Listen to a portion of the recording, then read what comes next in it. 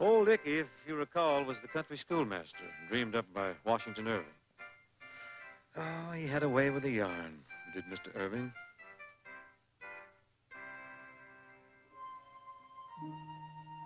If we could but journey back to that remote period in American history when the city of Manhattan was but a market town, we would discover in the bosom of one of those spacious coves which indent the shores of the Hudson, the little village of Tarrytown.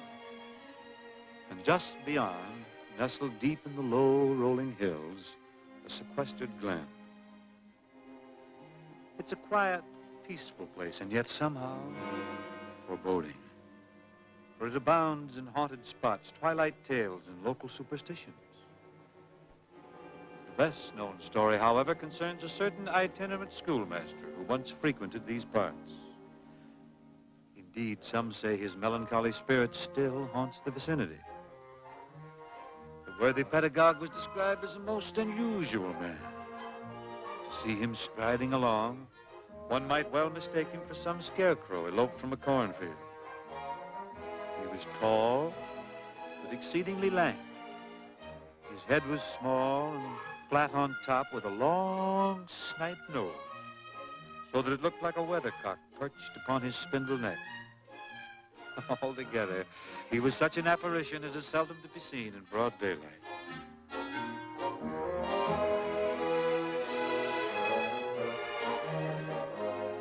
It was late one drowsy autumn afternoon when this strange figure first approached the tranquil little village of Sleepy Hollow. As usual, there had forgathered at ye old Schnooker and Schnappschappy a group of rustic lads known as the Sleepy Hollow Boys.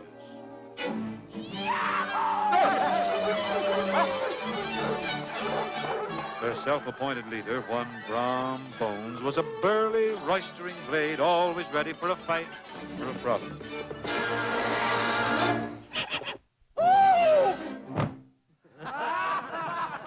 And though Brom was much given to madcap pranks and practical jokes, still there was no malice in his mischief. Indeed, with his waggish humor and prodigious strength, Brom Bones was quite the hero of all the country running.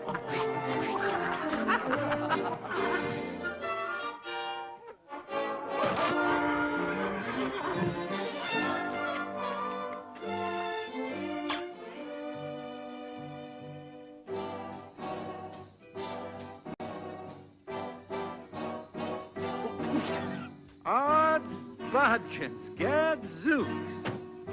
Look at that old spook of spooks.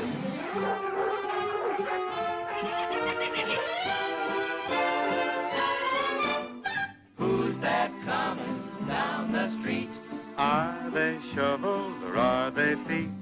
Lean and lanky, Skin and bone, with clothes a scarecrow would hate to own. Yet he has a certain air, Debonair and devil may care. It's the new schoolmaster. What's his name? Ichabod, Ichabod Crane. Ichabod, what a name. Kind of odd, But nice just the same. Funny pen, funny frame. Ichabod, Ichabod Crane. Ichabod may be quaint, may be odd, and maybe he ain't. Anyway, there's no complaint from Ichabod, Ichabod Crane. And though the arrival of the pedagogue gave rise to mixed emotions, the townspeople all agreed they'd never seen anyone like Ichabod, Ichabod Crane.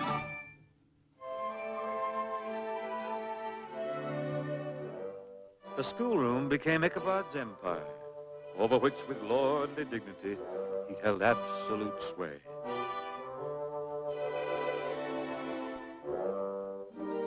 Truth to say, Ichabod was a conscientious man, who never bore in mind the golden maxim, spare the rod and spoil the child. Still, he was careful to administer justice with discrimination, for it behooved him to keep on good terms with his pupils, especially if their mothers happened to be good cooks.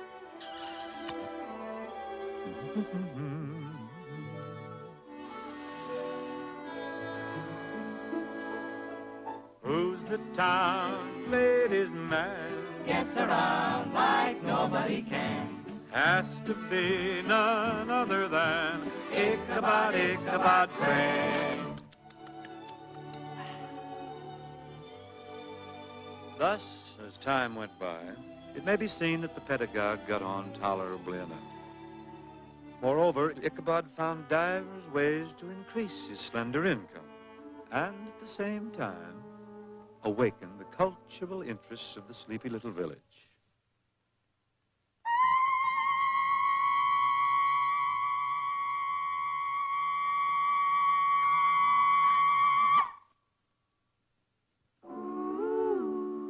Bum bum bum bum bum boo boo boo boo boo boo.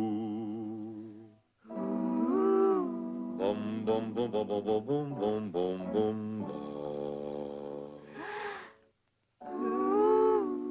Bum bum bum bum bum bum boo boo boo. Bum bum bee bum bum bum boo. Bum bum bum bum bum boo. Bum bee bum bum bum bum bum bum.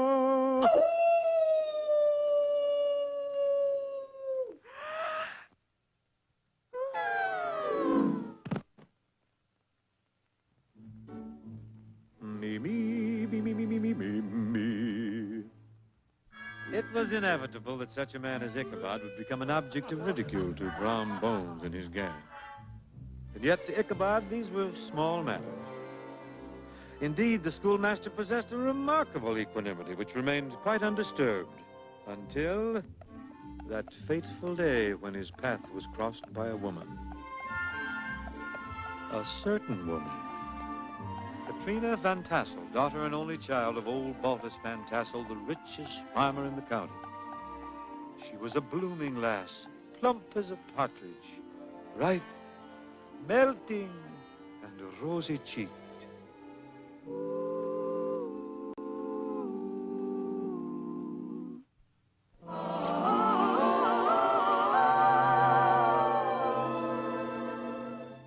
Once you have met that little coquette, Katrina, you won't forget Katrina. But nobody yet has ever upset Katrina. That cute coquette, Katrina. You can do more with Margaret or Helena. Or Anne or Angelina, but Katrina will kiss and run to her a romance is fun, with always another one to start. And yet when you met that little coquette Katrina, you've lost your heart.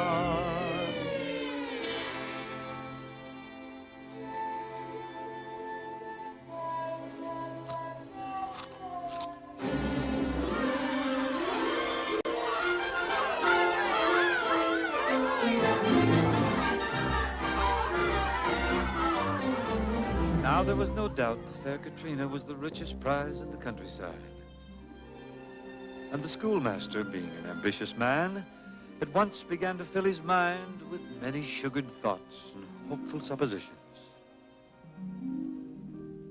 Ah, Katrina, my love, who can resist your grace, your charm? And who can resist your father's farm? Boy, what a setup. There's gold in them acres and that ain't hay. Not to mention that lovely green stuff.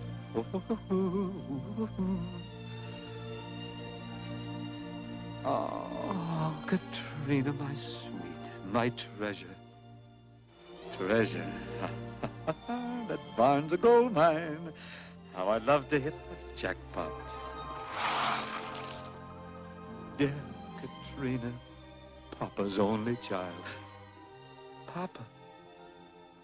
Well, the old goat can't take it with him, and when he cuts out, that's where I cut in. Sweet Katrina, poor little rich girl. But don't worry, Katie, Ichabod will protect you. Ah, yes, Katrina, you've won me. I surrender.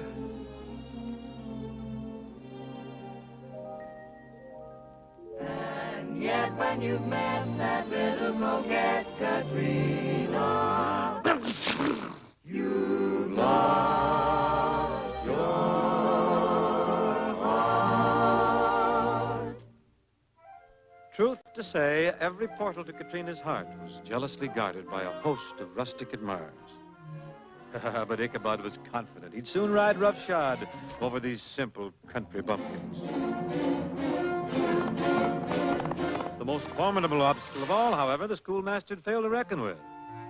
That was the redoubtable Brom Bones himself.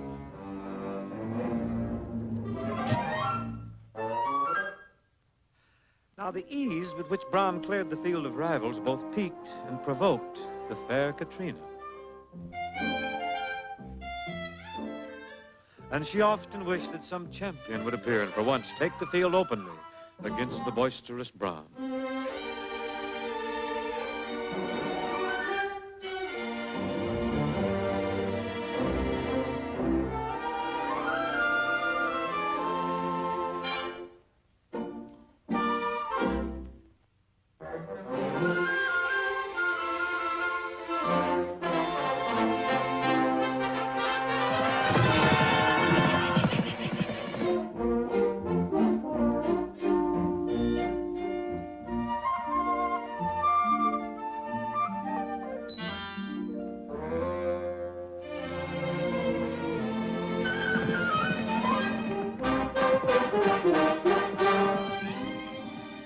Though a wiser man would have shrunk from the competition, love, they say, is blind, and Ichabod was aware only that Dame Fortune was at last thundering at his door.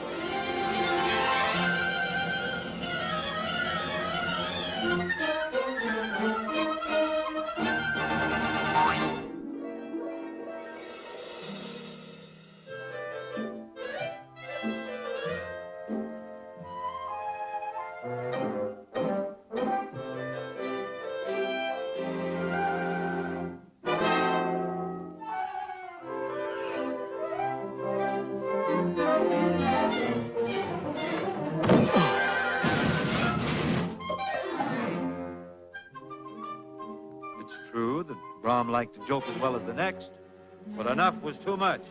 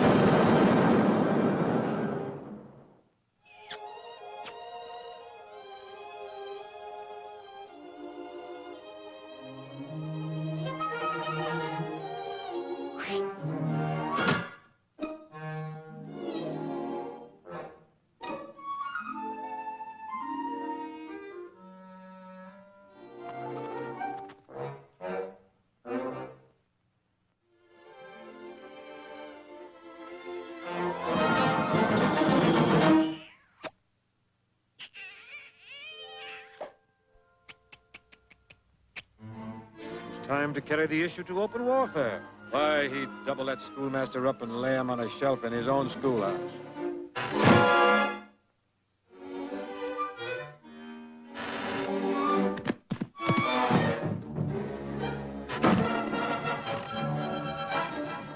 But this, it seemed, was easier said than done.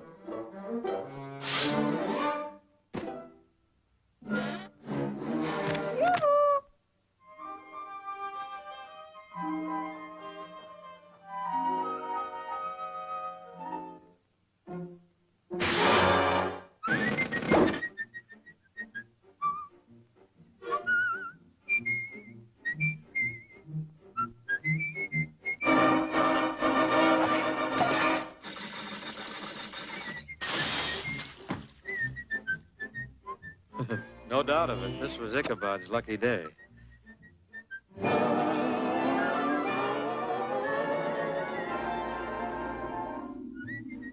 Now, it was evident the schoolmaster was indeed a man of hidden talents, and a rival to be reckoned with.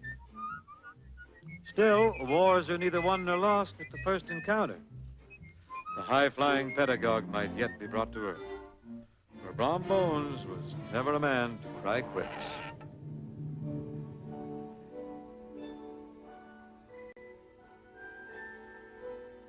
It was upon the occasion of her father's annual Halloween frolic that Katrina again chose to stir the embers of the smoldering rivalry. Thus, one invitation in particular carried a most personal and provocative summons. The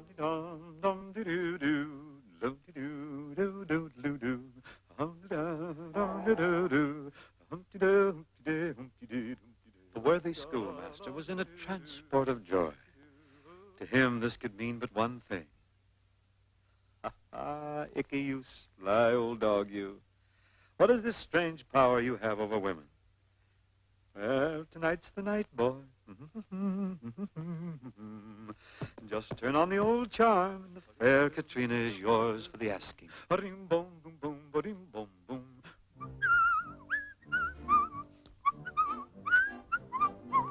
So gaily bedecked, nobly mounted upon a horse he had borrowed for the occasion, Ichabod issued forth like a knight-errant of old to keep a tryst with his lady fair.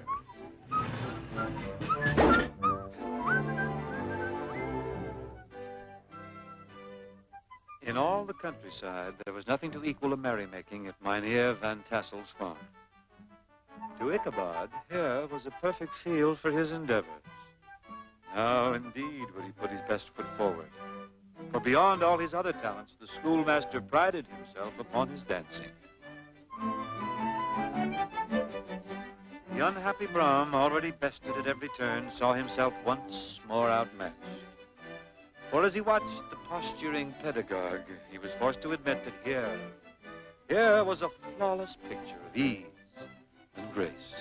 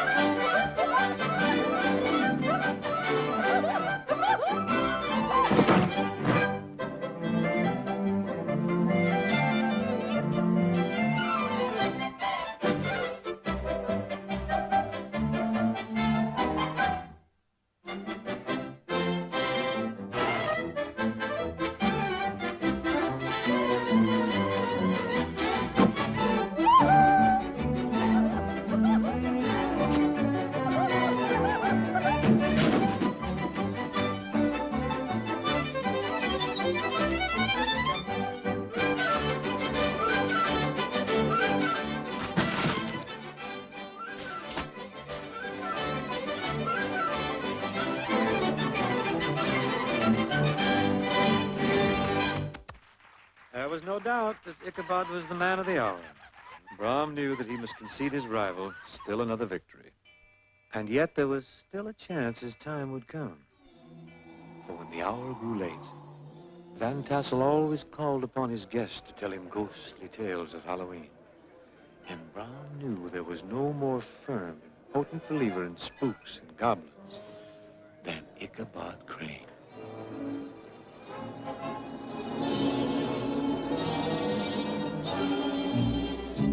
Just gather round and I'll elucidate on what goes on outside when it gets late. Long about midnight, the ghosts and banshees, they get together for their nightly jamboree. There's things with horns and saucer eyes, some with fangs about this size. Some are fat and some are thin. And some don't even wear their skin.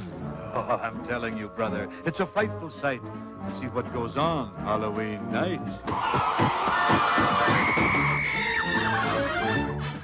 Oh, when spooks have a midnight jamboree, they break it up with fiendish glee. Ghosts are bad, but the one that's cursed is the headless horseman. He's the worst. That's right, he's a fight on Halloween night. But when he goes a-jogging across the land, holding a noggin in his hand, demons take one look and groan and hit the road for parts unknown. Beware, take care, he rides alone. And there's no spook like Spook could spur. They don't like him and he's really burned. He swears to the longest day he's dead, He'll show them that he can get ahead. They say he's tired of his flaming top.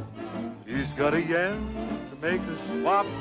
So he rides one night each year to find a head in the hollow here. Now he likes them little, he likes them big. Or in the middle or awake. Black or white or even red. The headless horseman needs a head with a hip, hip, and a clippity clap. He's out looking for a cotton chop, so don't stop to figure out a plan. You can't reason with a headless man. Now, if you doubt this tale is so, I met that spook just a year ago.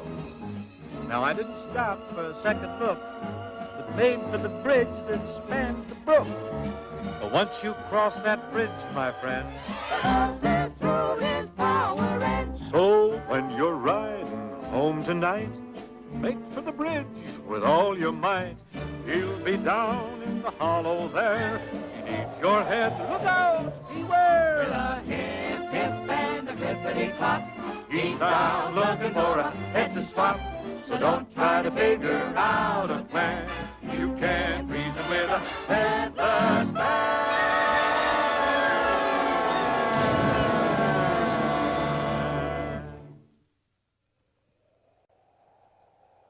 It was the very witching hour of night that Ichabod pursued his travel homeward.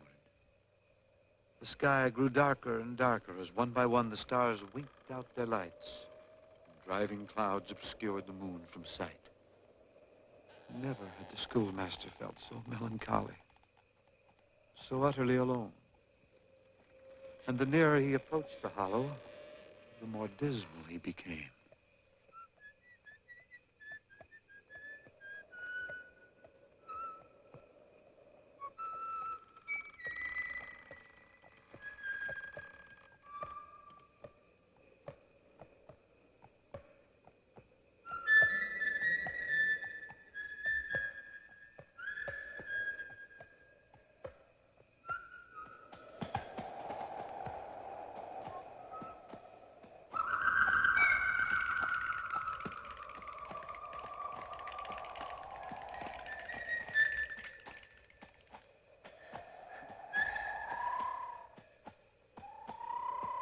Once inside the murky glen, Ichabod's anxiety increased 100-fold. For now, the forest seemed to close in behind him. Every small detail of Brom's awful story returned to haunt his recollection.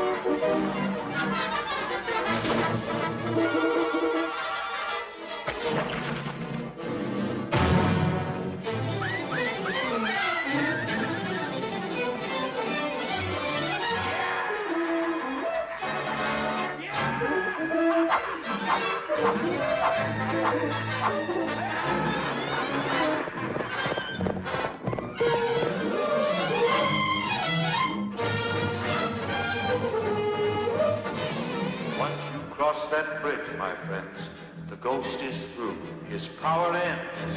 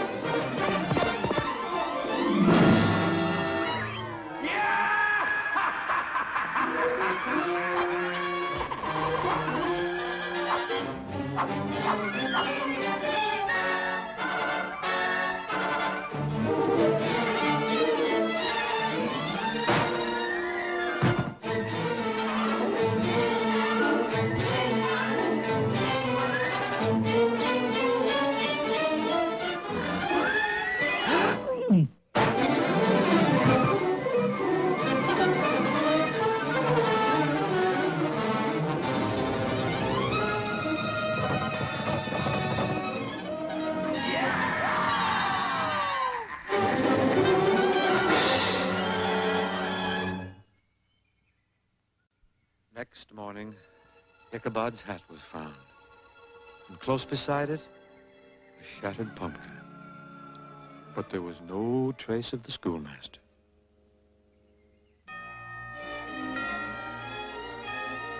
It was shortly thereafter that Brom Bones led the fair Katrina to the altar.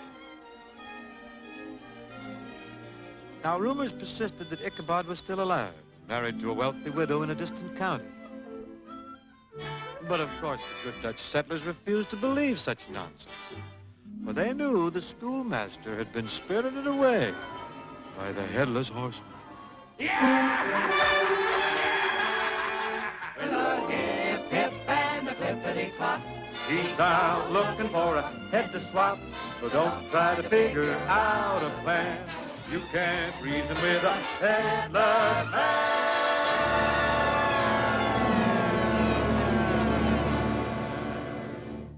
Man, I'm getting out of here.